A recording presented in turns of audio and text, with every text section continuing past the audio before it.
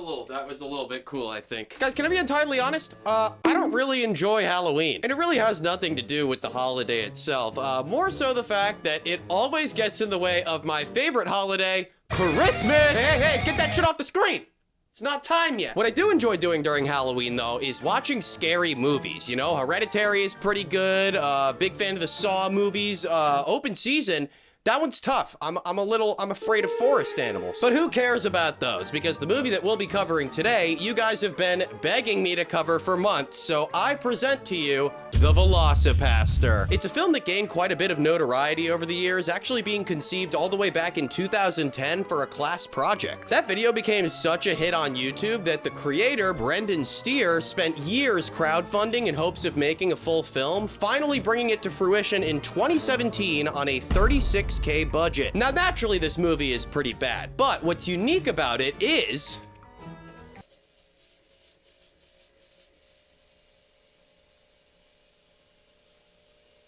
still going. What's unique about it is that it's supposed to be bad. However, in my opinion, the film actually tends to teeter the line a little bit in terms of intent, and we'll get there a little bit later, but in the meantime, guys, look how cool it is.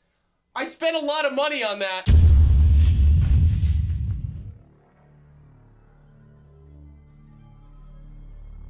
Rated X by an all-Christian jury. Okay, so you can kind of see where we're going with this. It's pretty goofy. But see, I always thought that X-rated meant, like, porn.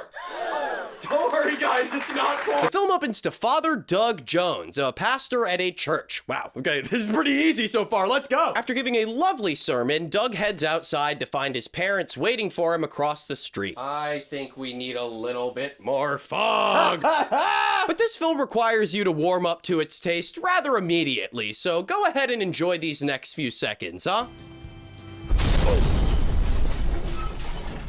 No.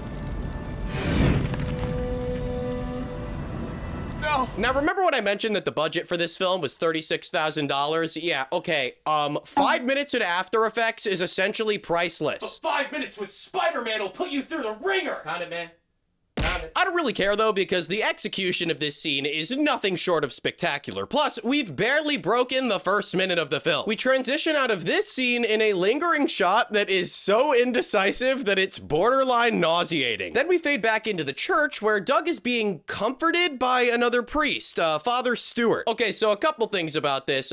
Number one, you probably noticed my comedic hesitation a few seconds ago. And that's because he doesn't really comfort Doug. It's more like this. So your parents died, Doug. It's what parents do. They die on you. Second of all, Father Stewart is played by Daniel Steer, which, as long as I'm not a fucking idiot, I can only assume is Brendan Steer's father. Hey, by the way, if you ever get the chance, I highly suggest watching this movie with Google handy. You will learn quite a bit. Okay, now I'm gonna swing back to the camera. Miles, pick up. It's your buddy Peter. Why would God? Why would God? It's not our place. With the loss of his parents, Doug has begun to question his faith, so Father Stewart suggests that he travel somewhere where God will not follow, for if he finds him there, God is truly within him. And sorry guys, but I was raised Catholic for years of my life. Why was I never given this option? Mom, I hate going to church on Sunday. We should go to Krispy Kreme. I hear God, he doesn't go there. He doesn't like it there. Well, before we find out where that ungodly location is, we need to watch a title sequence. This sequence is awesome because he drives, and yeah, that's really all he does. He drives. I could shout out this moment where he kind of glances to the side, or this part where he bangs on the steering wheel like a drum set, you know, because he's rocking out to the music. But let's see where he's been driving all this time, okay? Because it's been quite a minute. China! Great! Okay, so we're in China, in the woods. Nothing but a backpack. And now someone is running for their life. Probably on account of the fact that somehow China has built-in aimbot. And this person drops right in front of Doug, who just happens to be walking by. Now, guys, she got fucked up, and mind you, very brutally. So I ask you, have you ever heard a more genius response to this situation? Oh my God. Are you hurt? Nah, man, she's just sleeping, you know, taking a nap. And as she dies, she warns him to destroy this dino claw, which, by the way, fuck no. I mean, we're talking about a free dino claw. I don't think you know how much that means to me. But anyway, she dies, and unfortunately, Doug can't understand what she's saying, and when he gets jump scared by that archer, he cuts his hand open with the dino claw so badly.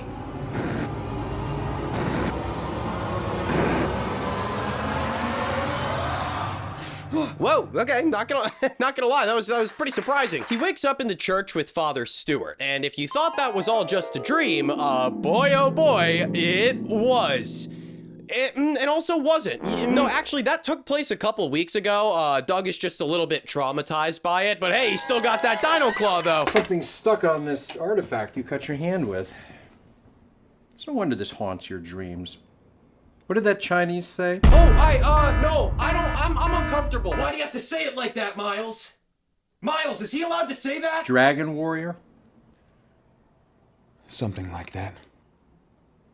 How Eastern? Oh, yeah, okay, no, that's bad. We're just gonna ignore that and move on, because Doug discovers that he's very hungry. He says it twice. Hungry. Then he stumbles out into the streets and starts tweaking so hard that he bumps into this new character, Carol. I'm lit up right and hot to trap where you want me tonight, Daddy-o. Carol, hello. Oh, shit! She just got slapped by Frankie Mermaid. Apparently, he's a big-time pimp around these parts. You wanna guess why his name is Frankie Mermaid? Because you're swimming in bitches. You're goddamn right. And great, okay. Now we know what Carol's job is. Then we get hit with another shitty establishing shot, and actually, I changed my mind. This one's kind of awesome, because they're like, trees, trees, trees. Oh, shit, the moon! Doug has found his way to the woods, and by the way, he must have been stumbling around for hours. I mean, last time we saw him, he was in broad daylight.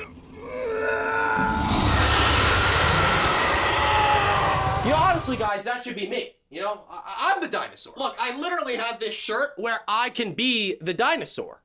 I'm the dinosaur! Carol wanders through the woods alone when all of a sudden she gets held up by this classic-looking criminal, and then all of a sudden, another all of a sudden happens.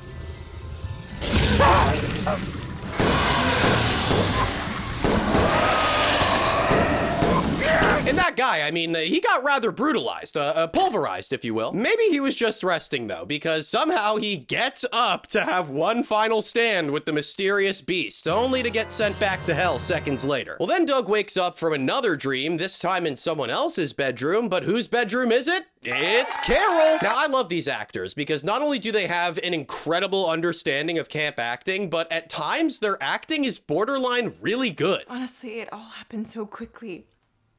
I was very scared. I think I even peed myself. The big goof in this scene is that Doug doesn't remember anything, so he assumes that they slept together, just based on their conversation. And that's bad, because Doug is only supposed to sleep with God. But Carol's actually just talking about the big fight, and when she mentions the dinosaur part, Doug displays probably some of the best acting that I've ever seen. What?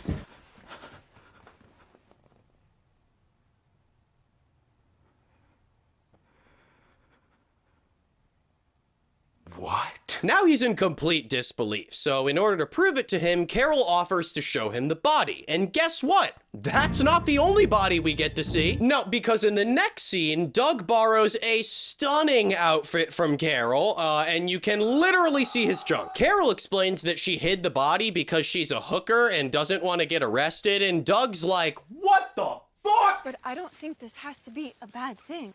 Touch not thy sinning hands, Stop Jezebel! But she reminds him that he saved her. He did a good thing. Also, that she's a hooker doctor lawyer. You think I like turning tricks to pay for college? There's surprisingly little demand for hooker doctor lawyers. But just when we think Carol is about to get through to him, he runs off. Because he has to do confessions. Doug! I have to do confessions. Right now? Yes, right now! And dude, he fucking cooks it to the church. Look, he literally accelerates around this corner so fast that he looks like a Call of Duty zombie. Fun fact, when I was younger, my mom made me go to confession a few times, and that shit is actually horrifying. You know, it looks exactly like this, like how it does in the movie right now, except instead of it being really dim, there were a bunch of, like, really bright fluorescent lights. When I tell you, I was literally quaking, like, I was mean to my mom one time. Sorry. It's just straight up not cool. Like, I just have to tell some random dude about some bad shit that I did one time. Show me your badge number. Don't worry about a badge number. I'll take care of this crook. Dude, you need to give the Spider-Man shit a rest, okay? Right now, he's actually doing confession with Frankie Mermaid. What a crossover. Let's see what he's been up to. Stole candy from this baby, then I threw the baby in the river, pimp bitches, I do drugs, sell drugs, murder people. This fucking old couple, I blew up their car. Wait, what? What? What? So yeah, upon discovering the murder of his parents, Doug starts tweaking out super duper hard. And I'm not gonna lie, I kind of like the editing here. You know, here at Andy King, we like simple, all right? We don't like to go too hard on the edit. Spider-Man! It was cool, right? But yeah, it's simple and actually displays the scene in an interesting way, and I think that's great, okay? Isn't that great? Guys, isn't that awesome? Oh, fuck!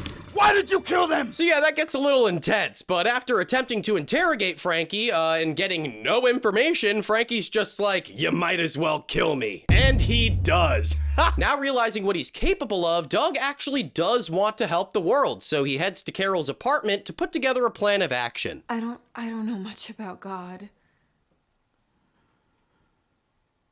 I don't know much about dinosaurs. I only know about justice. Upon hearing that Doug got revenge on Frankie Mermaid, Carol is enthralled, and they have an acting moment that is oddly very good, and given the context of the film, it's making me uncomfortable for some reason. Okay, it's like, stop being good. All right, we get it. You have potential. Do the bad. Okay, would you believe me if I told you that up until this point, the film was considerably normal? No? Well, that sucks. We now get launched into a 2-minute montage where they just do a ton of random bullshit, but there are a few moments that are just specifically very comical to me. There's this one shot where he's either teaching her about the Bible or just like teaching her to read in general. Then there's another shot where Doug feeds Carol the Eucharist at church, but in like the most sexual way possible. So by the end of this montage, they're pretty much together. And honestly, if you ask me, things are getting way too normal. So the film flashes back to China, which at this point, I'm going to assume is just the same patch of woods they've been using for the entire film. Now we're being introduced to these warriors. The establishment of them is pretty shit, so you kind of just have to pick it up as you go. We've had rumors from the underground of a fearsome dragon warrior. They say he can take on 10 men at a time. And they keep calling him this, you know, the dragon warrior. He's a dinosaur. In fact, there's never even a solid reason given for why this is a dinosaur curse.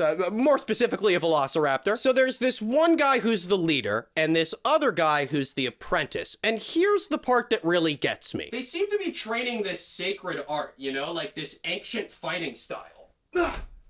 But listen to what they do. Well, sir, we'll have another shipment of coke in tomorrow, prepared exactly as you ordered. Oh, nice! Protecting shipments of coke through an ancient fighting style is like the definition of losing the plot. And speaking of losing the plot, what does the coke empire have to do with a dragon warrior? Finally, my training is complete! Now it's time to pay the phantom tax! I don't know. I don't even know what phantom tax is.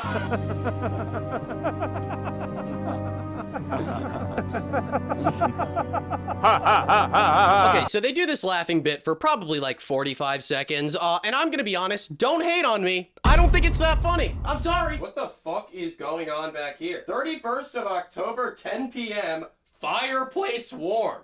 What does that mean? Yeah, this bit does feel like it's trying a little too hard to be funny. I think it has a lot to do with this guy, though. He reminds me of that one YouTuber who gets a ton of views. I also just think I hate that haircut, you know? Wait, why am I being mean?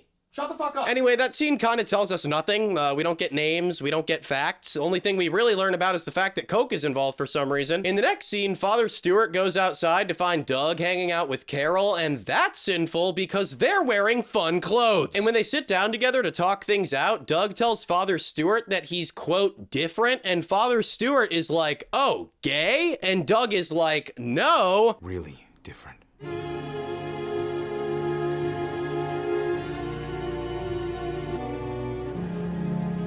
Is he yawning? Father Stewart immediately suggests that they get Doug an exorcism, which causes them to have a huge fight, and unfortunately, Doug is unable to sway him, so he gets really sad. Carol waits up all night for Doug, though, and he never leaves the church, so that's also really sad. I can say it twice. Who cares? I also have a smoke machine, you know? I can do what I want. I think it broke. Then like an hour later, Stewart's like, fuck waiting for the exorcism, let's just go underneath the church. Apparently this place is somewhere the church forgot. But it's pretty much just a basement filled with a bunch of things that you would find in a dorm room. Or like a youth group. Do you guys remember running around like the church basement in youth group if you went? Hey, is that where we got the backrooms memory? Oh yeah, no, I think this was it. Holy shit. Tell me if you relate. They meet this guy, Altair. He's basically Chris Angel mixed with Joey Fatone from NSYNC. And speaking of the youth group thing, he kind of talks in the cadence, doesn't he? Doug, what the church can tell us only extends so far. We must look abroad if we are to find the truth that is hidden within the truth. Hey guys, what's going on? Happy Sunday. Hey, remember, God is frickin' here. Okay, so this is bizarre. Doug starts opening up to Altair and telling him about his problems, but as he begins to speak, Father Stewart just starts thinking about the war. I haven't had to come to Altair in years. Not since the war. And now, for no reason, the film flashes us back to some kind of war in the past. Given the age of this guy, I'm thinking Vietnam. They sure are sneaky bastards. They're communists. Okay. Oh shit, yeah, I was right. Also, let's keep talking about this shot. We're in Vietnam. This guy's got on a black bandana, a vest with no shirt underneath it, and blue jeans. Oh, wait, you want one more? He's carrying a sawed-off shotgun. In the war, Stewart met this guy, Ali, and on the IMDb page, his build name in the film is just War Buddy Ali. Ali is super intense and just curses a bunch for no reason, and I don't know why, but like the unnecessary aggression just cracks me up. Andrew Martin sat in his own fucking grenade. Ricky Invincible. God knows where the fuck he is. Ali asks Stewart if he's got a lady back home, and so he pulls out this photo of like a random middle-aged woman, to which Ali responds, She's a babe. and he just says so many funny things in this sequence. Like, genuinely, I think this is my favorite part of the movie. You could have 5 kids. 11 kids. I want you to name one of them after me. Ali. He just keeps rambling and rambling, specifically pointing out the fact that he had gone through the entire war without getting shot. So guess what happens? But then you look at him square in the face, and you smile like I do. Like this. No, Ali! And then brace yourself for this next part, guys, okay? Take a sip of water, okay? A sip of water? Somehow later on, Stewart's wife shows up in Vietnam and fucking explodes right in front of him. I actually thought that they were gonna pull some kind of Jacob's Ladder reference, like he was hallucinating or something like that. Nope. It actually happened. And guess what? He goes back to America to join the church after his experience, and we just got his backstory in the middle of the movie for no reason. So they start doing this ritual. Altair is speaking in tongues, Father Stewart is moving this card in a circle, and Doug is just kind of feeling uncomfortable. But then he starts feeling Hungry. And then he goes on this massive rampage, starting by pulling out Father Stewart's eye with his dino claw. But for some reason, Altair is happy with this. I guess because it's like a nefarious act and he's a rather dark figure. I don't know. I feel like this movie kind of does whatever it wants, and I'm just obsessed with trying to find an answer. Smoke! Doug is now stumbling through the woods again, but this time there's a group of ninjas, and this one Australian ninja is just talking some bullshit. It's the Dragon Warrior. All right, here's the plan. We're gonna use Master Wei Chang's famous arc method of attack. That is awesome, man. Who cares? And then this other completely random ninja just starts having this other inner dialogue. Like, I can't take it anymore, dude. Doug chomps them all up, and then I get really confused because the film cuts to him in Carol's house cowering under a bunch of loose newspapers. Sorry, guys. The film is giving me whiplash at this point. I guess Doug is having this breakdown where he doesn't want to hurt people anymore, but the film gets really weirdly serious for a minute. Like, stop. Cut that shit out. I think I'm still bleeding. Excuse me. Right? We're watching this, like, this is jarring. So you know the whole conversation right now that's happening about the necessity of sex scenes in movie and TV? Yeah, okay, well, this one is about 3.5 minutes long. The editing, once again, is almost cool, but it just does this with random shots for so long that it's not even comical. Okay, so the next morning, okay, ninjas break in through the window. Our heroes are now fighting ninjas in their underwear in the bedroom, and they're fucking winning. And what do we do when we win a fight? We kiss! Just like a kiss MJ. I'm not gonna be him. I'm never gonna be him. There's this one ninja extra that stays alive, so they give him this one bit of dialogue, but you can tell that he's trying not to laugh the whole time. Who are you working for? Remember your faith, Father Jones. Meanwhile, Father Stewart has been taken to the camp that we saw before, and that's a cool twist. But when did he get taken? Turns out this guy is the headmaster of St. Artemius Academy, the place that they're at, whatever. Why is it named that? According to the headmaster, these are the two things that they spend their time doing. They defeat infidels and destroy anyone who gets in the way of their, quote, loftier goals, which is entirely sketchy and vague, but we know what it is. It's drugs. Sorry, I don't know. I kind of couldn't commit to the bit. What does drug smuggling have to do with Christianity? Everything. Yeah, like, that's funny, but we still don't have an answer. Okay, but that was a lie, because we kind of do seconds later. Basically, they want to convert everyone in the world to Christianity. And to do that, they want to get everyone hooked on this specific strain of coke that they can only get at this church. That's inhuman. No, Stewart! With Stewart dead and everything falling apart, Doug realizes that he only has one option.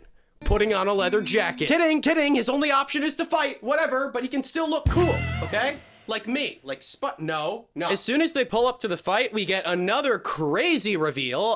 This ninja guy is actually Doug's brother who was there all along. I'm gonna say it again, and I know I'm gonna get hate, but I don't find this actor very funny still. In fact, there's a moment seconds later that is like a little bit cringe. Don't do this. You're blind, Doug. You see how it was a little too on the nose? Like I'm trying to be funny, you know? Oh, Andy, that's what you're doing in all of your videos. Shut the fuck up. The battle isn't half bad, you know, let's be real. The timing is shitty, but the hits are, the hits are pretty cool. Okay, are you guys exhausted yet? Yes? All right, watch what happens next. When I kill you! The Force! Wait, no, look, it's literally that moment from Rise of Skywalker, you know, the really dumb one. Doug finally ends up stabbing him, and an aggressive amount of blood sprays out, but then he just stands up with a big smile on his face, so glad he's happy. Then this one ninja slices Carol very minorly, and she dies. Not only that, but all the ninjas start crying. So what is Doug gonna do? Well, guys, there's only one thing for him to do.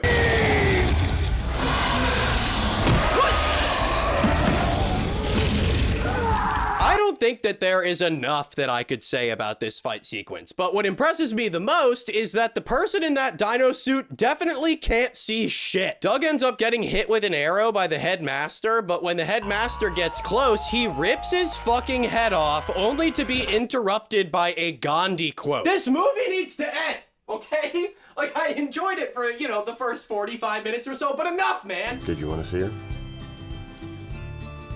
You bet I would. Okay, so Carol is just alive after dying, and that's normal. Guys, you gotta remember, that is one of the most normal things that's happened in this movie so far. Finally, they have a retrospective moment on top of this hill, and they have a sweet car now for some reason. We also learn that There's $1 billion bounty on your head. why $1 billion? And the movie ends with them kissing, now planning to save the entire world from Christianity. Verbatim. But guys, thank God the movie is over. Thank God. Wait, what's this? Oh dear God, they just wrapped on the second one. Guys, I can't do it. Did you ask me to do this on purpose? Did you know there was a second one coming? Well, I'm sure I'll cover it at some point, because I really enjoyed doing this video. This was my first, like, themed video I think I've ever done. Guys, if you enjoyed this video, please be sure to like and subscribe and interact, so that maybe I can make the money back that I spent on all of this stuff. It wasn't that much. That was weird. I shouldn't have said that. Guys, I love you very much. I wouldn't have done this if I didn't. I was really excited to make this video, and I know I promised it last month, and then I didn't do it. It was kind of intentional. I wanted to surprise you a bit. Well, guys, that's pretty much all I have for you this time. But until next time, hold on. Let me show you how this Peter hood goes on. So I go like this, it's all one piece, and I go like that, and I zip it up, and then I get up here, and I'm Spider-Man! Okay, the video is over. It is time to end it.